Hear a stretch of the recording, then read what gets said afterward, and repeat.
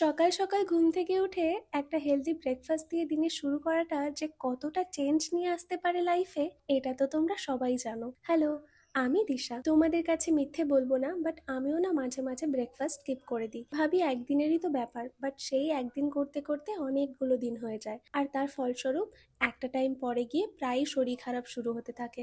আজকে না আমি ব্রেকফাস্টে রেখেছিলাম আমার ভীষণ পছন্দের ঝাল সুজি আর গ্রিন টি। তোমরা তো অনেকেই জানো যে আমি রিসেন্টলি রুম শিফট করেছি, আর একটু একটু করে ঘরটাকে সাজিয়ে তোলার চেষ্টা করছি। তাই মিশো থেকে অর্ডার করা এই পার্সেলটা আজকে পেয়ে ভাবলাম তোমাদের সাথে একটু আনবক্সিং ভিডিও শেয়ার করি। তোমরা কি কেউ গেস করতে পারবে যে এর মধ্যে কি আছে?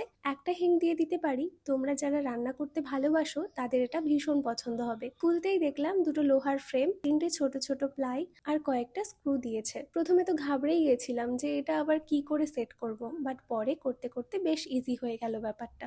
এতক্ষণে দেখে তো বুঝেই গেছো যে এটা বিভিন্ন মশলার কৌটো রাখার জন্য একটা র‍্যাক। ভীষণই অ্যাফোর্ডেবল আর কোয়ালিটিও খুব ভালো। লিংক লাগলে বলো, আমি লিংক দিয়ে দেবো। তাহলে আজ আসি, চলো টাটা।